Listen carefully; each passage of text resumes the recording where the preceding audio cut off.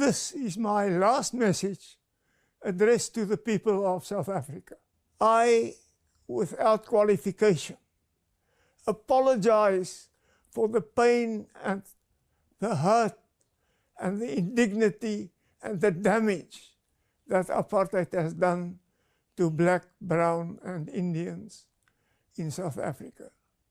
I do so not only in my capacity as the former leader of the National Party, but also as an individual. My conversion, to which I refer, didn't end with the admission to myself of the total unacceptability of apartheid. It motivated us in the National Party to take the initiatives we took. From the time that I became leader of the National Party, and more specifically, during my presidency. The road forward is a difficult one. But I firmly believe that if we take hands, and if all the reasonable people in South Africa put their heads together, we can overcome the challenges we face, and we can fulfill the tremendous potential that South Africa has. They built the largest U.S. embassy in the Western Hemisphere in Haiti, and it is the 4th largest U.S. embassy in the world. While they're telling you we have no resources, okay? But another thing, Haiti has an extraterrestrial material that is found nowhere else in the world except South Africa, and it's the purest in Haiti.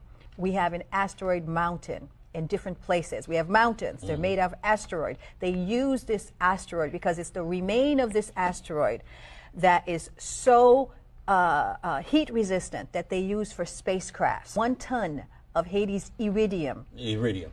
I wanted to get to iridium that. Yeah. is worth $45 billion. We have mountains of it. So what the UN occupation is that they put soldiers and private military contractors in UN uniforms. They're everywhere in Haiti, digging out the mountains. Drake better than me. I would have did that messy one and aired everybody out. I'm so sorry. Jumping on a bandwagon and you already don't like me is a loser, but like that's expected. But jumping on a bandwagon and we're supposed to be friends and I've never done anything to you? Oh, I'm airing this bitch out like a queef. Not like who? Let's start with you. Remember that one time? Minor. I think that's so funny because remember that one time I caught you in the back of that party with that industry would have been in shambles. I don't give a fuck. I don't go for what nobody say. Drake ain't did nothing to provoke that type of disdain. I don't give a fuck what nobody talking about. It was never that deep. It wasn't. Like, them folks fake as hell. I don't care. And before y'all can tell me, Drake don't even know you. How you know he a good person? Actually, motherfucker's drunk and tired. Tired, but I'm tired, boss. And do. I'm at the gas station in the ghetto Oakland, this raggedy ass place where all you poor people who are busy and ain't you broke into my shit in broad daylight as soon as I get out the car to get the fucking gas pump out the goddamn car. I'm fucking pissed off. I hope you die on your way to wherever you're going. They stole my baby's Hello Kitty backpack and ain't shit in there but some motherfucking books. I'm so pissed. Y'all don't got no money, and y'all still don't got no money. Y'all just cost me so much money, bro, because y'all are fuck broke and poor. I hope y'all die in. And, of course, Oakland police doesn't answer the phone. Oh, 911 is too busy. I love it. A day after my birthday, and it's not even my shit. Oh, get the fuck out of my face. Do not say that word. Get the fuck out of my face. Do not say that word. Or what? Do not say that what you word. Finna do? Do not say what that you word. Finna do? Do not say that what you word. Finna do? Do not say that word. Don't be there like. Don't be like this right now. Don't say that word. Don't be like this right now. No, you're the one that's rude. I'm not being rude. You are the one that's rude rude right now. Shit from me. Nope. All right. Give me your stuff. No. Call the police. What should I call? You call. Because you said you wanted to call them, right? Yeah, because of your profanity. That's why. What is profanity gonna do? The F word, man. What is that? You do not What's say wrong it. with that? You What's know wrong what? With that? What's wrong with that? Because you What's know wrong what? with If you had been a white person, you wouldn't have been saying profanity. How? You know that? I just know it. Please get out of my face, I just man. know it. I just know it. If you want to call the police. I just know it. No, I just know it. Give me your stuff. Call the police. Give me your stuff. I don't like how you in my face right now. Give me your stuff. I'm not in your face No. right now. If I was in your face, I'd be right here. Give me your stuff. Back up. Give me your stuff. Back up. Give me your stuff. Back up. Come on. Back up. Come on. Back the up. I'm not in your space. You too close to me. I'm not in your space. And you yelling. You acting crazy right now. Okay. Give me your stuff. Go in your car. Give me I'll your call the registration. police. Come on. Girl, Come on. back the up. Come on. Give me your registration. You ain't Your finna insurance. Do you have not? I do have that. Are you driving without any insurance? Are you? I'm not. Exactly. Are you? Oh, you think I'm gonna drive this without insurance? I think you stole must this. You think I must have- stole it? Yeah, I think. Oh, must Yeah. be. No, All right. no, seriously. I All think right. you did. All right. Okay, come on. Give me your insurance. Back then. up out of my Give me- face. I don't know who said you couldn't be young and on the block. Right here behind me is 10 apartments. I also have another 10 apartments down here. On the same street, I have another 10. So on this block alone in the city of Philadelphia, I have 20 different units. That just sounds crazy, man. So trust me, this is just motivation right here that you can do it. I started out from literally just buying rehabs. Nothing wrong with rehabs. I still love them. That's my foundation. But now building these new construction projects, which you see behind me, which is 10 apartments, 10 different families gonna be able to rent this property come July of this year, 2025. But y'all, I'm telling you guys, it's a lot of opportunities, a lot of money being made right here. We're probably gonna be somewhere north of like 2.5, close to 3 million, depending on who the appraiser is. But man, y'all, the numbers is gonna be crazy. We're gonna raise the value of the community. We're gonna put affordable housing here, affordable people, affordable units. We're gonna keep growing this community up, man. Shout out to the 191 zip code. Hi, I'm a federal employee working at NASA. Yesterday afternoon, I made the gut-wrenching decision to resign. Let me explain why. I've been working at NASA for 3 years remotely. I live in Texas and I report to Kennedy Space Center in Florida.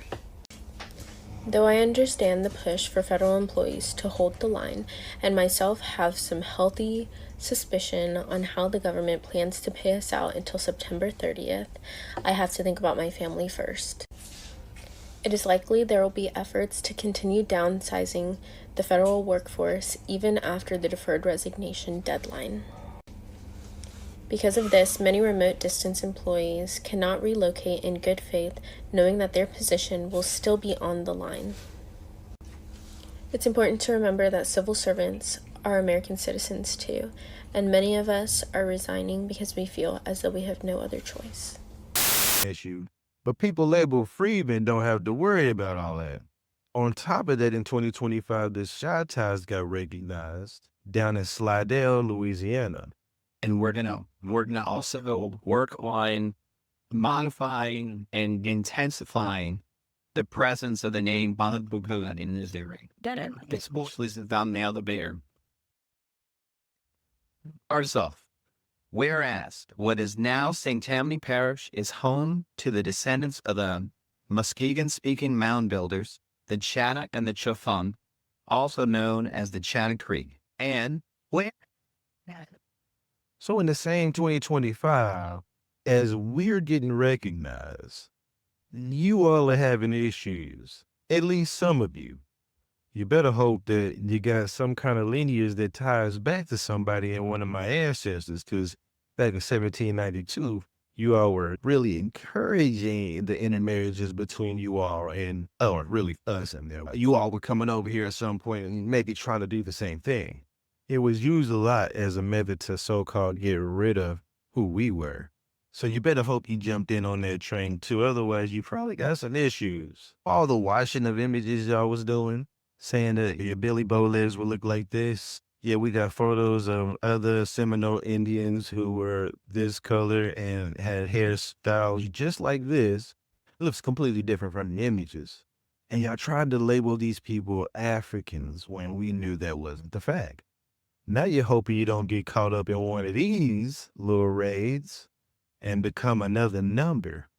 You know how y'all used to call us statistics? We'll become a statistic. What is yours? I'm just saying, I got people with cards like this that say Freeman all over the place, and neither one of us is worried about our descendants or our parents going anywhere. But it's funny because you all were flashing your CIBD, CIDB, whatever cards, as if you was like, hey, you don't have one of these. I told you I can get one of those with this, but I just didn't feel like it. But now it looks like having that doesn't necessarily mean a thing to you, per se, unless you got some of this here lineage. So, hey, I'm just sitting back, listening to waiting, looking for the trolls and also looking for the truth. We know it's coming out, and some of y'all gonna have issues. Some of y'all got in with a little bit of that lineage line, you know what I'm saying? And you intermixed. I've seen you in the records here and there, but very few. Rest of y'all, I don't know what you're gonna do. All right, so let's just look at this again. And this is going back to the video that I did about South Africa and also the different acts that they had dealing with the apartheid. So it says South Africa's last white president posthumous apology for the pain and suffering of the apartheid. Now, I want people to pay attention. Usually when you happen to get apologies like this means that there's more than likely going to be a changing of guard. There more than likely are going to be some things that are going to happen or that are about to happen that he can't specifically state.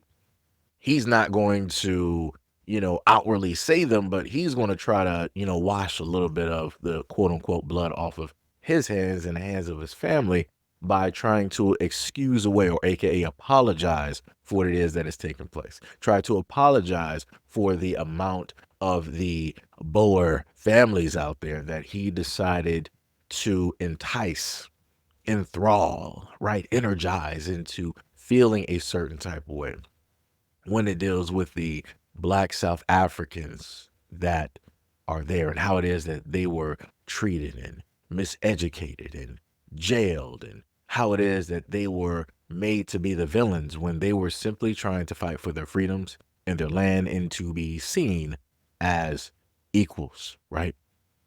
So then if he's apologizing, what does that then mean for the Boers directly out there, right? The white South Africaners and the honorary whites who would be the Asians and many others. What does that then mean for them? Nothing. Because they don't care. Even if this part of the power structure falls, they are still going to be the safeguard. While the king, quote unquote, is no longer there, while he is no longer sitting at the throne and they're trying to figure out who's going to be next, those are going to be the main people who are going to be the last barricade. They're going to be the last resistance when it deals with the throne and what that throne originally represented. Not the apology that is given right now, but what it originally enticed and placed directly into those people that decided to blindly follow and believe that they were better than the originals that were of that land. It's a shame, really. And it goes also to showcase the fact that racism, no matter where you are on this planet, it exists. And especially if you are heavily melanated, is going to exist no matter what you do, no matter how you act, no matter how you try to fit directly in, no matter how much you try to abide by the rules, no matter how much you try very little to even resist.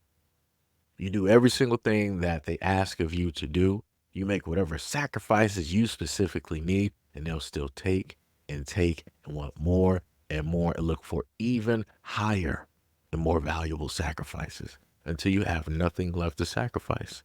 And even once you have nothing left, they'll still want more of you. And even with everything that you've given up, you will still never, ever be considered equal to them, even though you did everything that they asked. And for the life of me, I'm still trying to understand how is it that a lot of individuals over there in Africa don't understand what it is that is taking place and how it is happening, and how a lot of them should be grouping up and banding together, no matter what their disagreements have been, no matter what tribal wars they have gone through, push all of that to the side and actually band together and have your land, have your people, have your resources, transform yourselves from the quote unquote third world that people want to destine you to be versus the first world everybody else realizes and know who it is that you are. That's pretty much the same exact thing when it deals with Black Americans. How a lot of Black Americans have been brainwashed to think one way and feel that history is only started here and we have nothing else to offer. We just have this one part of history when it's a lot larger and a lot bigger. And you know this because everybody else also knows and understands it. If at any point in time you have the world looking at you and trying to deem you or destine you to only look at or be this one thing, you know that you're much greater. So the same thing to a lot of those Africans out there, realize your greatness. The same exact way that a lot of Black Americans have tried to tell you guys and explain to you guys over time. The same greatness we feel directly within ourselves is the same greatness that we see directly within you. But again, we're not the ones that can enable that. You have to be the ones to find that, to believe that, to value that, to respect it. You can't allow or wait for some European to tell you how great or acknowledge your worth or your value, because whatever they're trying to acknowledge is very little to none in comparison to what it is that you truly are and what it is that you are able to actually offer. But again, that's up to you to decide and that's up to you to figure out. But anyways, let me know what you guys think about this video and everything that I stated in the comment description below. And as always, peace, love, and stay tuned for the next video.